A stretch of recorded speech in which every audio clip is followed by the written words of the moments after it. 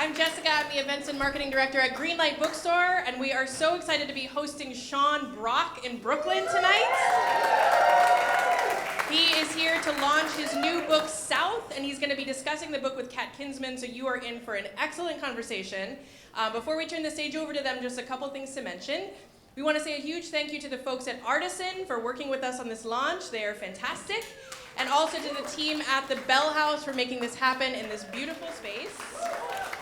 We love the literary community of Brooklyn, and it's so cool that this could all come together. So, allow me to introduce this evening's speakers. Kat Kinsman is currently the senior editor at Food & Wine for digital and print.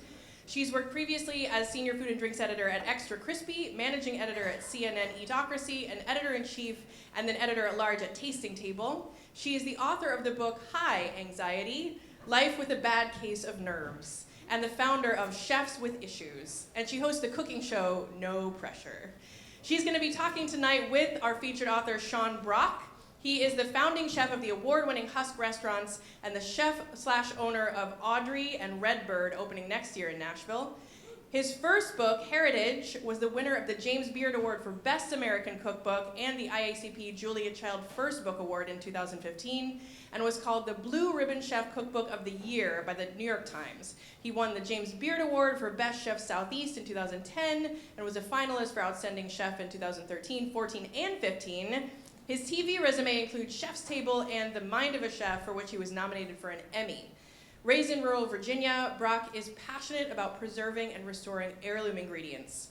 In his new book, South, Essential Recipes and New Explorations, Sean shares his recipes for key components of Southern cuisine, highlighting regional differences and exploring key Southern food knowledge. The book has already been named a Best New Cookbook of Fall 2019 by the New York Times, Food & Wine, Epicurious, Grub Street, and more, and has been praised to the skies by fellow chefs and food writers, including Natalie Dupree, Frank Stitt, and David Chang, who writes, "Every region everywhere needs a Sean Brock." Sean reminds us what it really means to eat and cook Southern food and how we can all be better custodians of the delicious ingredients we have available in our own parts of the world. We are incredibly lucky to get a taste of what he knows in South. So you are in for something really special this evening. Kat and Sean are going to be talking on stage, and then you'll have a chance to ask your questions toward the end. So please join me in welcoming to the stage Kat and Sean.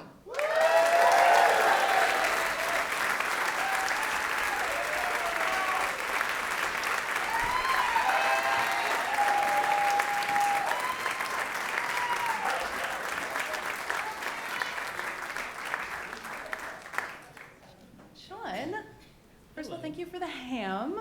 Did anybody else dab some ham fat behind their ears, or was that just a me thing?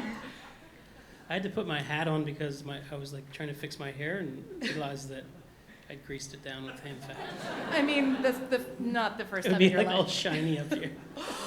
Well, you were kind enough to walk us through a tasting, so I'm actually going to spring a small blind tasting on you. I want to see if you can identify what is in this jar. Sniff it, taste it. Having a little moment here. I will not be surprised if you know it straight off the bat. This is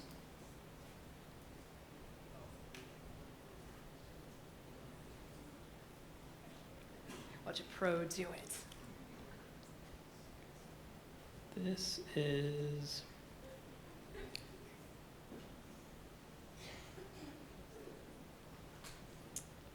maybe like a spice bush vinegar.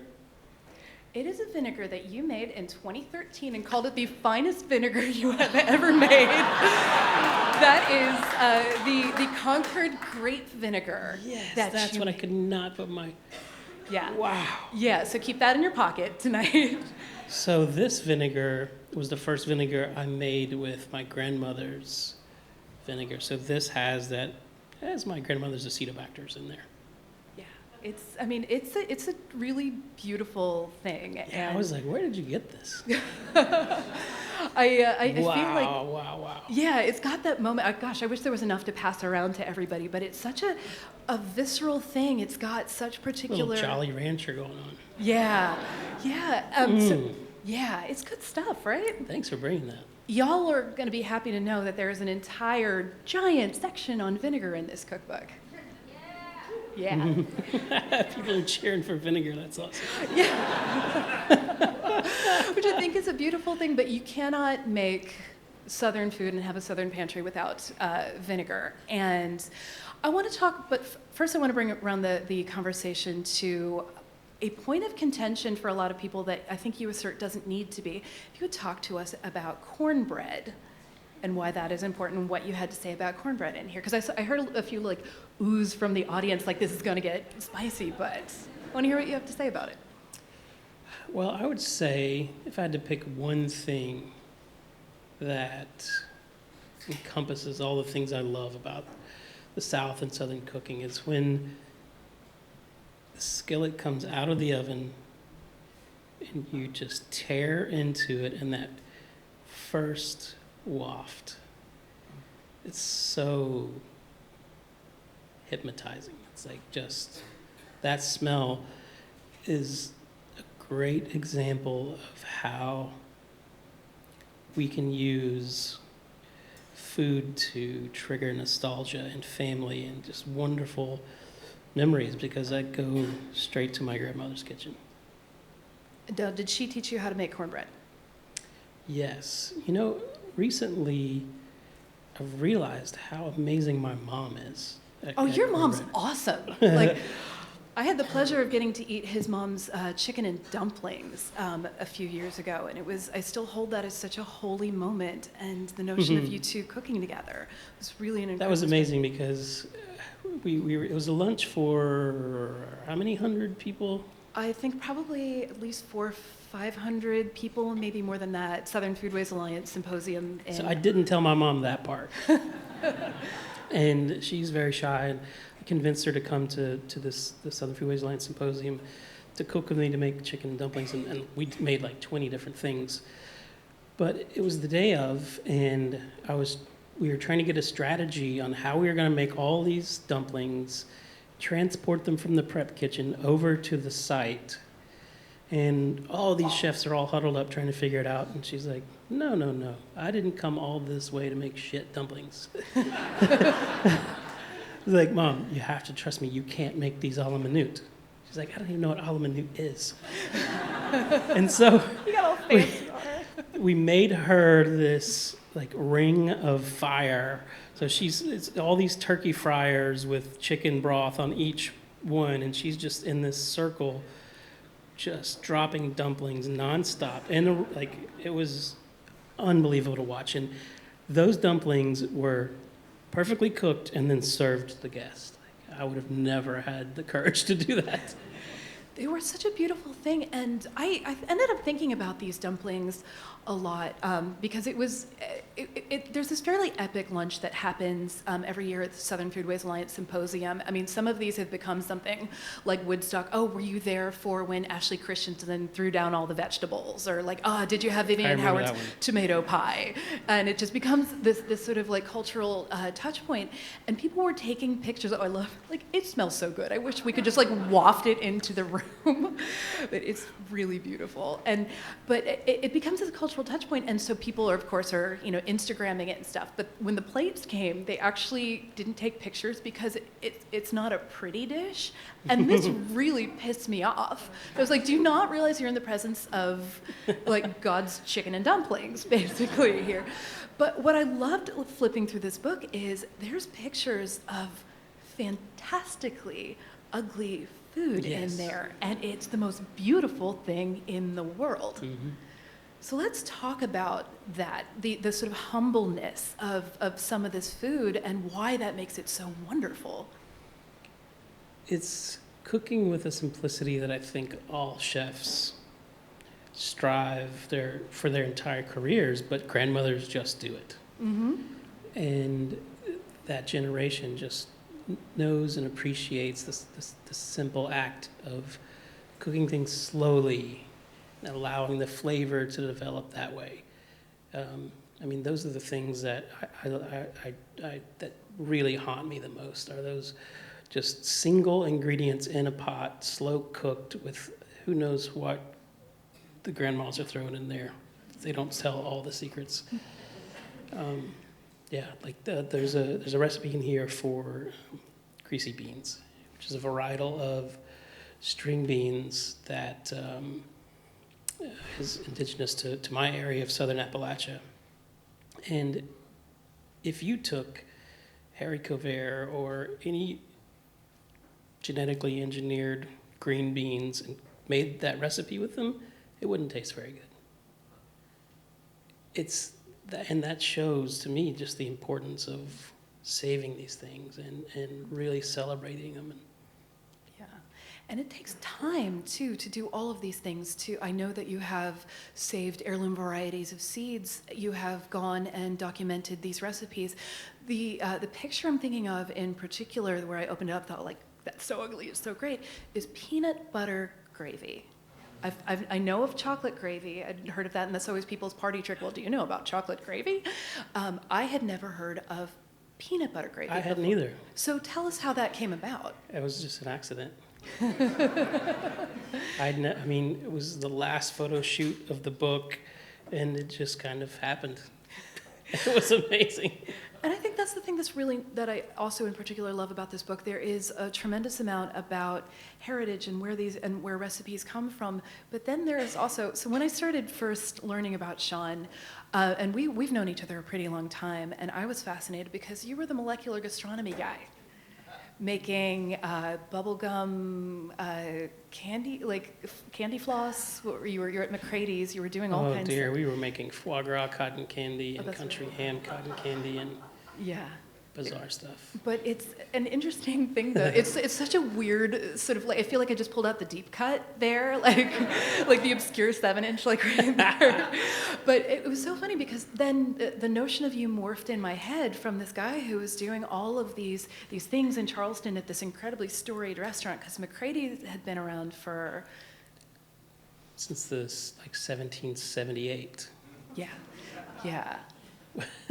So it was, so it's such a funny thing to think of, kind of the dichotomy of all these things I know about you, because I saw you go from that to doing a menu there that you were recreating dishes that were, colonial recipes and back before, and doing them sort of note perfect there. And that's what I love about this book so much, is that there are things that are very like handed down through generations, but then there are also recipes that include koji and miso, and all of these other sort of things that have been in other cultures for a long time, but maybe people are starting to use in the U.S. more. Can you talk about sort of working through that, the past and the present and the future of all these things that you're doing? Well, it stems from me just being insanely curious and just constantly wondering what if. But I've come to realize that in order to keep the story active, to keep it as part of the narrative, you have to make it a little bit more interesting. I have to make it a little bit more interesting. If you just made the perfect version of chicken dumplings every day, it'd be really, really amazing, but you might lose people's attention. But if you figure out a way to sneak in another layer of intense flavors without changing the appearance of it or the story, then you have their attention again. Yeah. And I think that's how you push it forward. Yeah, because the thing is, it's an homage to a lot of things that have been around for a very long time, and also to where a lot of these things have come from, because we can get into this in a second. There's a really tremendous through line of micro-regionality that I really love, because the South is not a monolith. It's a lot of smaller communities and regionalities of ingredients. And Southern food, to me, a lot of the core of it is it's what's growing there, but it's also all of the cultures that have been brought into it as well, because a lot of people in the South were brought there and against their will, and managed to preserve their own food heritage by bringing seeds, by finding an equivalent, whatever it was that was growing where they were. And and other groups have migrated that way, and the South has become this really rich and amazing thing. So I'd love to talk through some about how your notion of what the South is has expanded, and what you mean by micro-regionality. Well, I think the biggest lesson I've learned creating this book is that I know nothing. That's pretty good. And that's an amazing thing to realize, and it's very hopeful. The more I dig, the more I realize I don't know anything. I do believe that there's a formula to how a cuisine becomes what it is. And that formula is very simple. It's the immigrants, it's the indigenous people, their traditions, their flavors, it's their ingredients, but it's the ingredients that can thrive in that place because of its geography. And once that formula works itself into making sense, that's how a cuisine naturally forms. And a good example of that, if you, I grew up going down into my grandmother's basement where there were, it was kind of scary as a kid. All these smelly crocks everywhere with like rocks floating on top of them and pillowcases and murky water. Then my grandmother would just come down there and stick her arm in there and pull out an ear of corn and just start chomping on it, which is what I do now. But that's a great example of that part of Appalachia having a lot of German immigrants and really seeking the flavor of their place. When you're born into a culture, when you're born into a cuisine, I believe that it runs through your veins, it's in your blood, it's in your DNA, and you are wired to crave it because that's what comforts you. And if you're from Germany and you find yourself in Appalachia, there's corn everywhere, you make sauerkraut from corn. I didn't put that together until like 10 years ago, but I thought sour corn was such a normal thing for my family to eat all the time. I assumed that it was just a Southern thing. Yeah, and it is. And now it is. There's a lot of sour corn in the book, by the way, which is... It's really fun to not tell people it's sour corn and then just have them taste it. Yeah. Because your brain says, oh, sweet corn. A lot of people spit it out. I think one of the greatest dishes that I've ever had, I remember there's a woman named Sarah Simmons who used to have a restaurant here called City Grit, and she made this dish, and it was a beautiful bowl of grits, and it had pickled corn on top of it. I think there was maybe a little ham or something, and like not a month or maybe week goes by that I don't think about that particular dish. I think there might have been some braised greens in there too, and it's just grown in my head throughout all the years. Just those particular moments of what this thing could be, because I had never had corn that had been sour before. But so much of that stuff happened, sour corn, ham, all of these other things, because people had to make do with what they had. A lot of this is based in, it's a poor people's cuisine in a lot of the ways. Like, yes, they're the sort of more expensive ingredients and things, but people have to, through seasons and through economic realities and through access, make do with what they have. So let's talk through your grandmother's basement and that. What was she making in there? Well, the kitchen was always a hub of activity. There was always prep happening. Mm-hmm. And those were my chores as a kid. And there was always preservation going on. And once I went to culinary school and started to talk to my friends about the food of my family, none of them had ever heard of any of it. And so I started to realize how special it was. And so I would plan these trips home to my grandmother's house and just raid her basement. Mm-hmm. And she didn't like that. Because that's so much work. It's so much. If you've ever put up peaches, oh my gosh, it's a pain in the ass. So worth it in the middle of winter. She would keep me like to a 4 to 6 jar minimum per trip. I can see that. Which is pretty generous. Yeah, that's a lot. And I would have to, like, on the drive there, I'm like, maybe I'll get 2 sour corns. And it was just always such an amazing thing to bring back to Charleston and have people taste these unique flavors. And I was 20 years old at the time, and so looking back now, it's just amazing to look back and see that. Yeah, and it's such an interesting thing when Southern food, I think when Southern food leaves the region, the notions that people have about it are really insulting in a lot of different ways. I grew up in Kentucky, northern Kentucky, but still, I go off to school in Baltimore. People at Kentucky, what are you doing wearing shoes? And and just like all these like ridiculous generalizations about things. And I am ashamed to say I didn't grow up eating grits, and I didn't have them until a boyfriend I had in Baltimore forced me to eat them because I had a particular notion of food. Oh, I don't want to be associated with that somehow, and I had this internalized shame about it, and that breaks my heart. And now it is my favorite cuisine on the planet. I think especially low country food, and especially New Orleans food from New Orleans is really important. But it was an emotional thing, sort of getting over that hump and realizing this is food to really be proud of. So when you're off at cooking school with fancy people and stuff, how did you assert the importance of this food to the people around you? I made them eat it.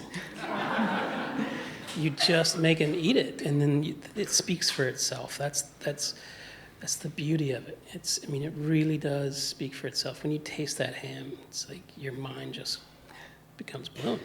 Yeah, it was kind of a holy moment earlier for people who were here for the ham tasting portion of it. Everybody you could hear like little groans throughout the room. Because it really is a magical moment because you can taste the labor in there. You can taste all of the steps that went through there. It's the luxury of time on that, which I think is a really important thing.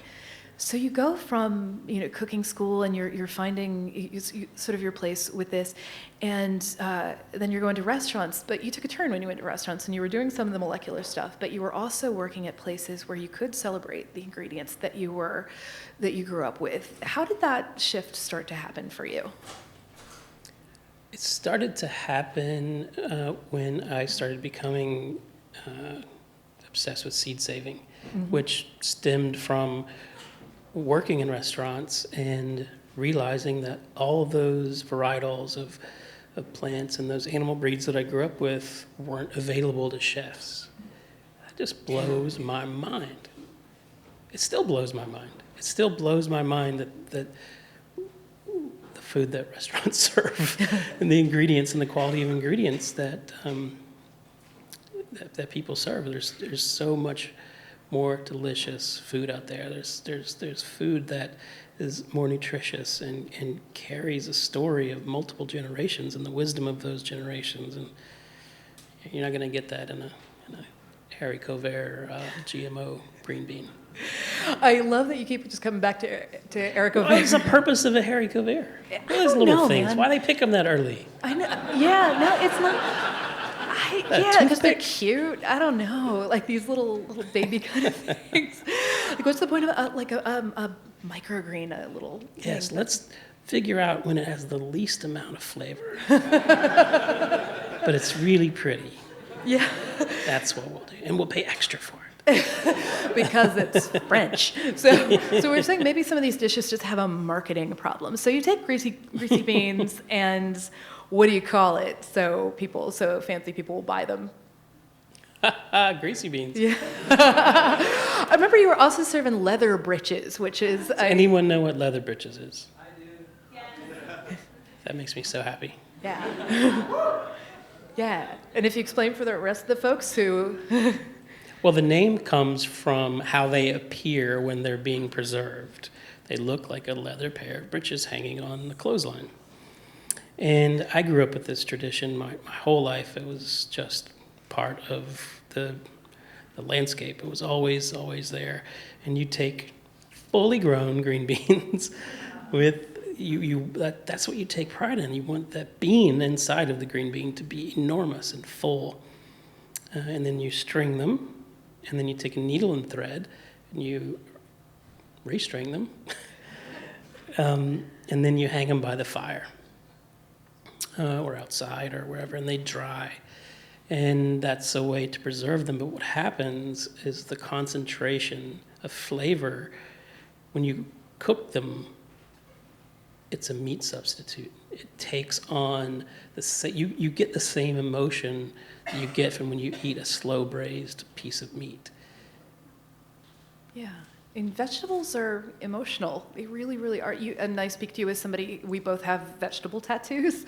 I've got okra, and he's got a whole farm on his arm. But when I was deciding what I wanted to have inked on my body, it's an heirloom red variety that actually I grew it in. I live a few blocks from here, and I grew it and managed to grow this red heirloom okra here in Brooklyn because it was really important to me to do that and have and carry that with me. This thing that maybe was a source of shame, of pain, of something.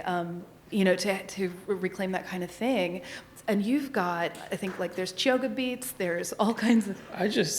Candy stripe, is there? Just lazy. It's like my visual aid when people ask what something is. I'm like, there it is. Yeah, but it's a commitment to have it on your skin like that. What was the first one, by the way? The first vegetable? Mm-hmm. It was a cover-up of a really bad tattoo I had when I was 18. It was the Chinese symbol for longevity. Oh my God. It is now a black radish, which will be the name of my heavy metal band. Black radish. He does make music too, by the way, so don't be surprised if he pulls out some equipment. Black radish. Black radish. I'm so here for. So who's going to open for black radish, like red okra for black radish? Can't wait to share this spell with you. But let's talk about, I love this through notion in the book of micro-regionality, because I feel like Southern food's been done all kinds of disservice. Some of it by someone whose name might rhyme with Shmala Shmeen, but people, but a lot of people sort of took a lazy route toward their thought about Southern food because they just sort of saw what she was doing that might have roots in some recipes. I surely saw what she took from other parts of the South and did not credit to people, and especially people of color. And she did these versions of it that were super simplified and things, and it did I think a pretty tremendous disservice to what people think of as Southern food, which is really, as I think of it, like really fresh and vibrant and based in the land and in the animals and in the people. And it's also incredibly varied per where you go. The food in Tennessee is not the same as the food in Louisiana or the food in sort of other places. So let's talk through that. Well, here's my theory. And I've been doing a lot of cleanup after Miss Shmeen. Because I'm so lucky I get to travel to different parts of the world and teach people about Southern food, and unfortunately, that's a lot of people's only reference. But I think if you go all the way back and you start looking at the varietals of plants and the agricultural practices, the food was insanely delicious because we were breeding for flavor. We weren't breeding for convenience. That was everything. And that food, you don't need to do much to it. But if you follow American history and you see how wars affect our food supply, and you look at the Great Depression, you see that we then had to start breeding for convenience because we had to. And unfortunately, that breeds out a lot of flavor and also nutrients. And so when you are used to green beans tasting extraordinary with just salt and water, being slow cooked and umami happening, you crave that, and that's what your reference is. So when you get a green bean that has no flavor, you still crave that feeling. And so how do you get that? You dump fat in, or something smoky, or bacon, or all those things. And so then you get hooked on that. And then we become addicted to sugars, and it goes on and on and on. And I think what's so neat is now we're getting back to the point we're reviving those ingredients, and my new restaurant will be the temple for that. It's like this is what our food can be. This is what it used to be, and we're going to explore the possibilities of what it can be.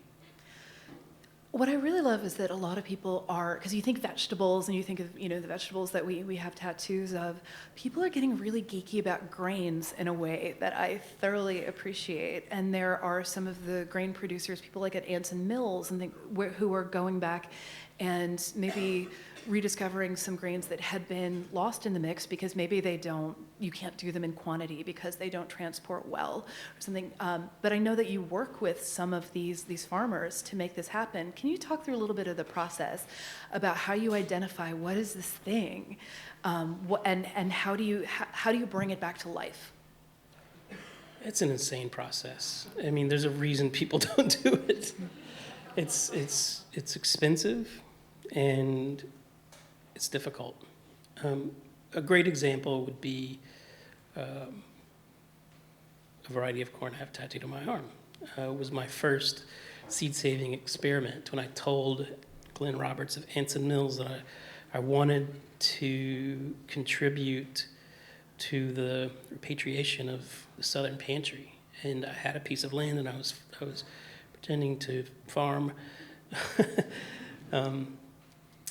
And so I started growing this red corn that there was only one person really that had the seed stock and was growing it. His name is Ted Tuning, and I had to go to his house, meet with his family, and convince him that I was worthy of taking these seeds. I literally felt like I was asking to marry his daughter. And I mean, it was an amazing day, and I convinced him, and he gave me a few ears. I immediately planted them, and the feeling that I got, knowing that I was responsible for that I was responsible for helping to contribute to that seed bank and that seed supply. I hadn't even tasted this stuff. For all I know, it didn't taste good. And so we grow it, we obsess over it, we fight the deer for it, we fight the bugs for it, we fight the Charleston humidity for it, and I make cornbread with it, and it was the closest thing I'd ever come to being back in my grandmother's kitchen. And that's when I knew how important it was. You have to taste it, you have to experience it, which is the importance of doing this work and having restaurants dedicated to that. But another farmer who was like-minded came in. This is 2007. Another farmer who was like-minded came in, and I told him the story. He asked for seeds. I gave them, I think, maybe one ear. And so every year, he has grown that corn for seed stock. And what that means is he has a field full of a product that he's not selling. He's losing that real estate is there to generate money to feed his family. But he's so dedicated to this that those are the sacrifices you have to make. And fast forward to this year's crop, 300,000 pounds. Wow.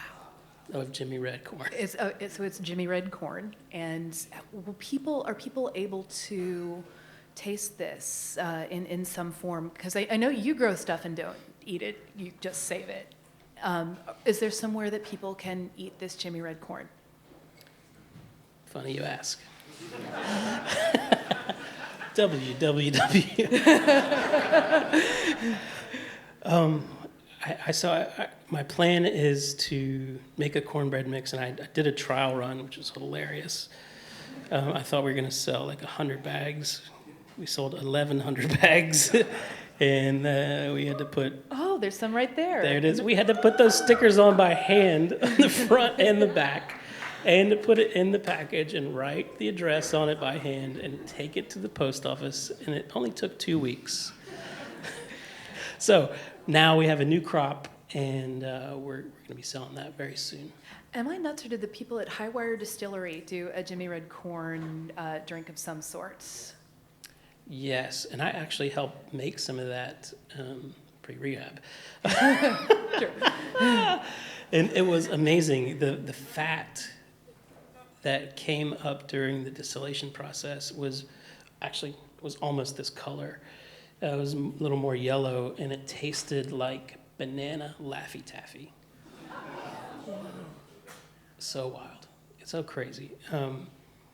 And now to see people drinking that bourbon after it's been aging, and that's just another way that story continues to be told, and you keep grabbing people's attention, and you keep it in the discussion, and that's how we keep things alive. I hope people are going to get this book really dirty. I'm a person who, you know, I just get the cookbooks dirty so they don't just become this museum object. So you use them so there are appropriate stains on the page. There's gravy on the gravy page. There's, you know, whatever, like the thing that you made on that particular thing. And I'm hoping, so this book is really beautiful because it goes through all the pantry items that you can make in addition to recipes and staples and things. We're going to turn it over for questions soon, but I'd love for you to take us on a little trip, make us a fantasy meal of, if you could pull together your various micro-regions and things, what would be on your side table that you would have? What would be this meal that you would make to explain your South to people? My South or the South in general? My area? You're the one that makes you in particular happy. Everybody's going to have a different version of Mm-hmm. this, but I'm really curious to know what would the groaning board be? Yes. So my story, my journey is half Appalachia, half low country. And that's the food that I cook, and that's the food that I crave, and that's the food that I know, and that's the food that I'm passionate about. So the idea of taking, and this is actually mentioned in the book, the idea of taking a Charleston dish of shrimp and grits, but saying, what does this taste like in Appalachia? It's going to be covered in ramps and morels, and that's going to taste like that place. And that would be a definite dish on the groaning board. Yeah. My mother's chicken and dumplings has to be there. I won't cook it because mine's terrible. Hers is so much better. Damn it. I don't know how she does it. She'll never tell me the secret. That's okay. And then the way I grew up eating, we would have very simple meals like soup beans or chicken dumplings or very, very simple base dishes. And then we would have lots of little dishes on the table that would provide a sweet element, a sour element, an acidic element, a super vibrant, fresh, like raw onion, something spicy, and that, to me, that's my grandmother's table. And eating that way and watching the old timers eat that way is how I still, it's actually how I create a dish now. I grew up so used to having all those parts of my tongue being stimulated throughout a meal because it's how you elevate a humble ingredient. That's how you make a bowl of beans not so boring to an 11-year-old 3 days a week. Now I crave it 3 days a week. But I think that tells a huge, huge part of the story. What's for dessert? Yes, so dessert. My grandmother made this stack cake from apples and sorghum that, like, I mean, it's like intoxicating how delicious it is. And it was always a very special occasion because sorghum, it was like a country ham. You harvested it once a year and you cooked it down, and then you take your share, and that's what you have for the rest of the season. You have to make it last. And so anytime she would make a cake with apples that were either dried near the fire in slices, just like the leather britches, or cooked down into an apple butter. I mean, the work that goes into that simple layer cake that most people would just look at and not really think too much about is a great example of Appalachian cookery. Lovely. And I saw you not long ago, within the last couple months or something, and you were about to give your little baby perfect son his first bite of solid food. What was it? So Leo is 7 months old, and I've been so excited about feeding him. I mean, it's like I've had these extravagant tasting menus planned, and he hates it all. He won't eat any of it. And I thought it was just me, and I was talking to Dave Chang last night, who has a baby who's 1 day older than Leo, and he's having the same problem. But his baby loves the little puree squeeze packets. Leo's the same way. I will take heirloom candy roaster squash from a Cherokee tribe in blank area of Appalachia and cook it in this crazy contraption to distill as much flavor and nutrients, puree it in this crazy expensive blender. I bought a super fine mesh tammy. I'm like scraping it.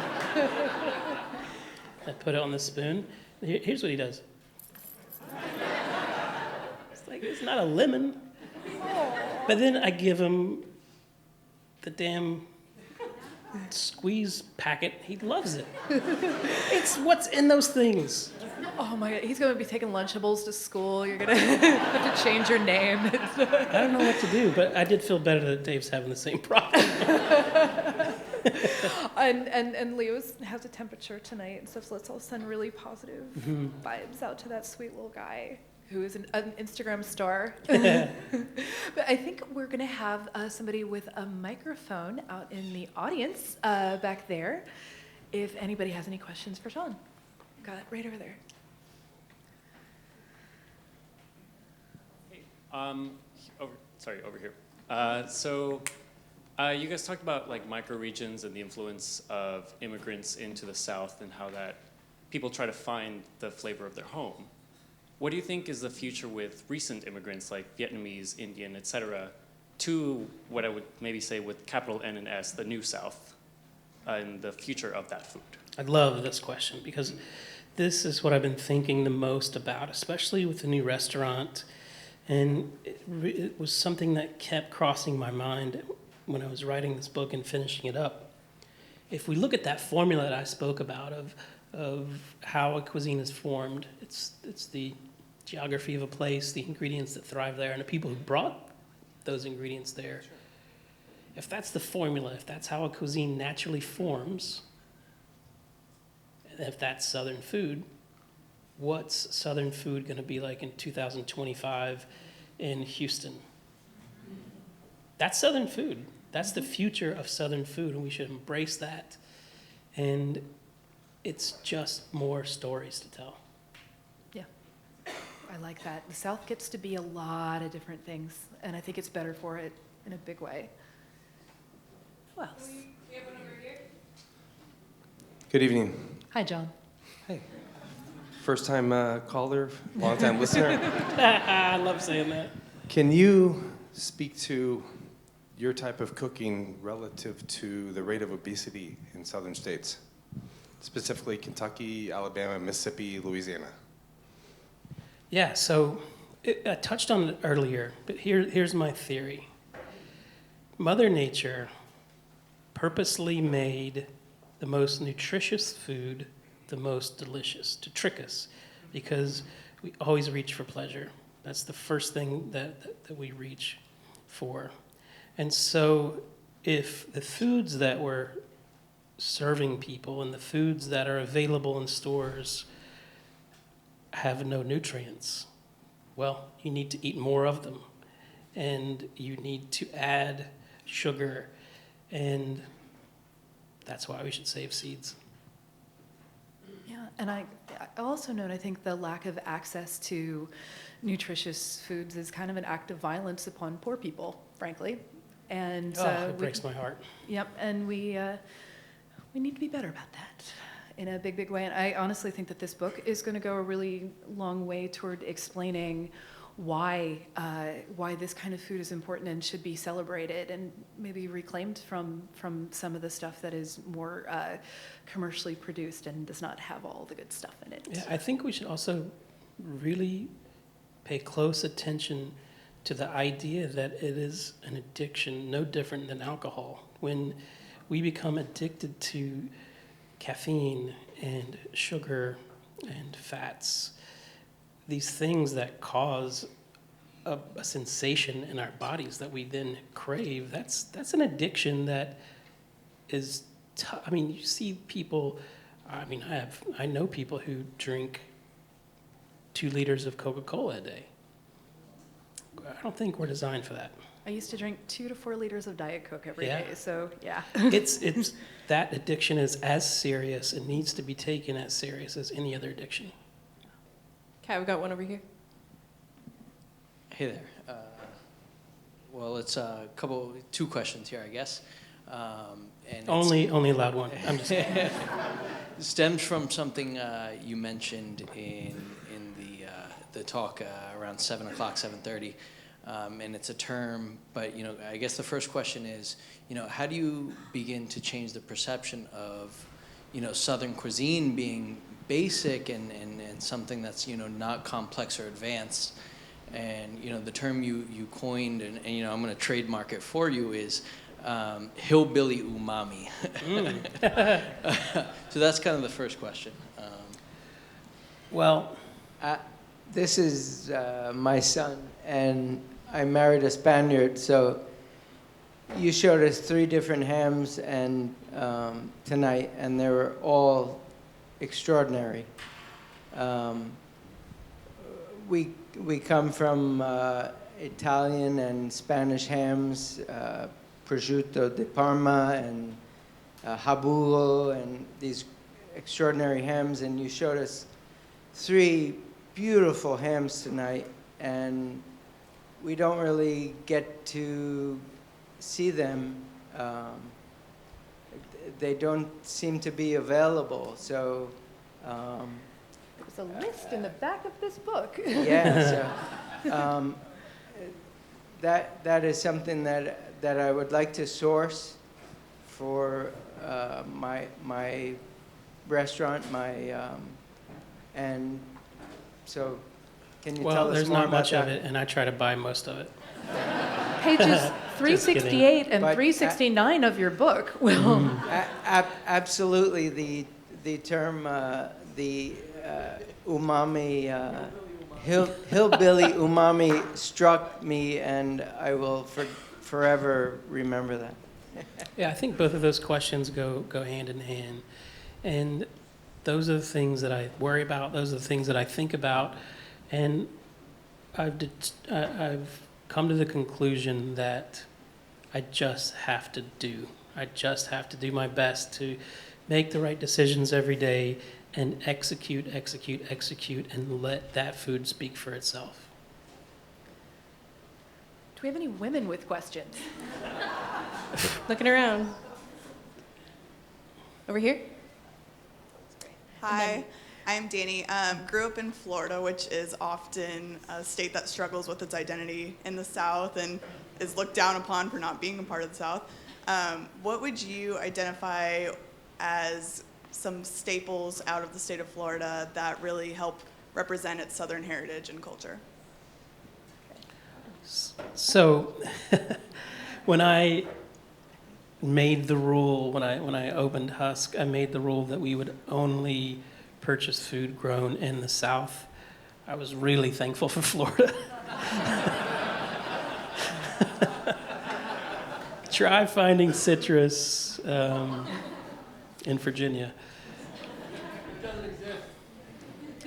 I think, well, Florida's enormous, and it's really, the discussion is how many different cuisines do you think are in Florida? I mean, I would guess 15. I would guess 15 individual, distinct, unique, wonderful cuisines. And yeah, you started speaking just like we were talking. It's like sometimes, I don't know, I experienced the same thing as a kid when I started moving around. It's like you have to be proud of where you're from because it's all there. It's all right in front of you. It all exists. Every place has something special that belongs to that place. and should be a sense of pride. Okay, I wasn't expecting this. Because this is a question that just came up. There was a book that you referenced, a recipe, which was What Mrs. Fisher Knows About Southern Cooking, that you did on The Mind of a Chef. And I feel like you highlighted it in particular because, this is a setup, sorry. I feel like you highlighted it in particular because Southern cooking, the importance of it, there's Black essence that is very important to it. So why did you feel like it was important for you to highlight that? And in this book, is there any reference or anything that you highlighted in particular that references to that? That book is possibly the most important book that exists for Southern food, because it was the first book that actually credited the person who wrote it, which was an African American. And if you look back at all of the Southern cookbooks, those were written, those recipes, those dishes came from the African Americans, and like it's something that I've seen, I've experienced, and that book, when you open it, it talks about that. This is the first book that credited the actual person making the food. It's a great example of why we have trouble dealing with sensitive and difficult issues. We're scared to talk about it. We're scared to have the conversation. We're scared to speak up. We're scared to listen because we don't like feeling pain, or we don't like feeling anything awkward. We run from that and we reach for pleasure as quickly as possible. And I believe that is one of the most beautiful things about food. Is it's the great equalizer. You know, when you're at a barbecue restaurant and you're sitting down and eating Rodney Scott's barbecue, it doesn't matter who you are or where you came from. Everyone's equal at that table at that time, and that's when true vulnerable conversation can happen, and you can start to get to know people and to know what needs to be addressed and to know what needs to be discussed. And I think we're starting to move in that direction for sure.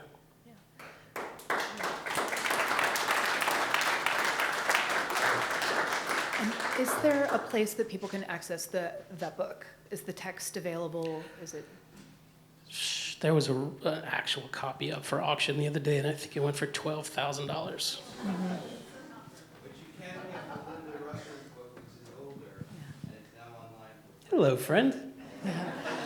I will say also there's an exhibit coming up at MoFad in 2020, and it's about the roots of African American cooking and the fantastic artifacts and crediting people with recipes.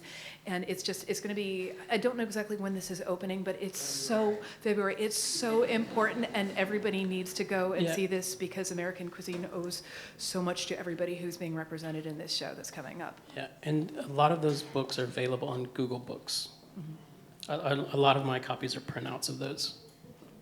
Maybe one or two more questions, Kat. Got a question up front. Up front.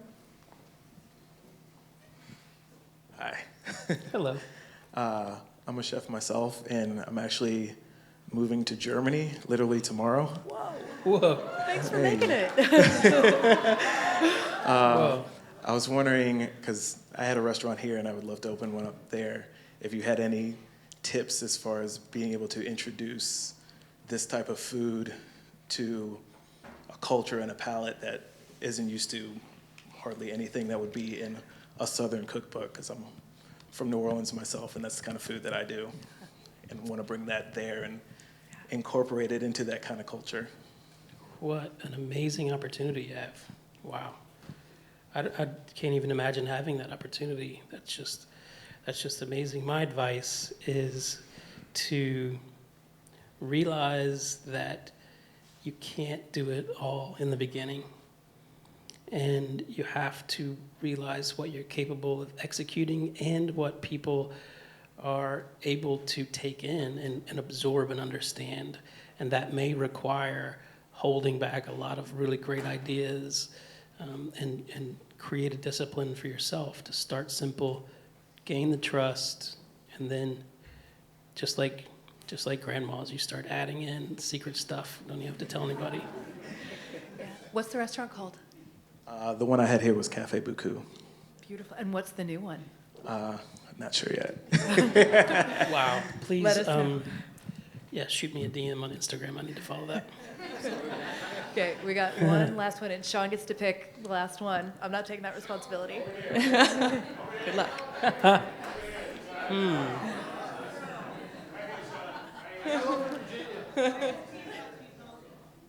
Why does cheese have to be melted? Up front here.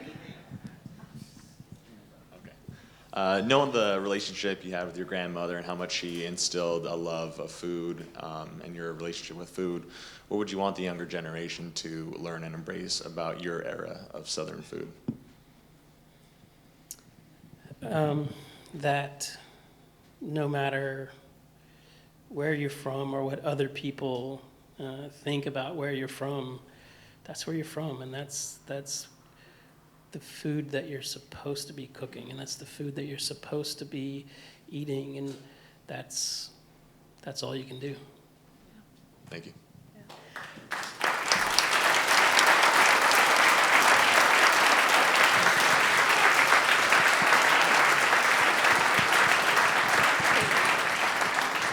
Thank you so much to everybody for coming. This book is extraordinary. There are more copies out there, and of Sean's other book, and of my book. And he will be available for photo ops and questions and all of the stuff. And we've taped tonight's talk, so if you can listen to it on the Communal Table podcast, which is on food and wine. I didn't know that. That's awesome. Yeah, thank you so much for coming. Go spread the gospel. Thank you.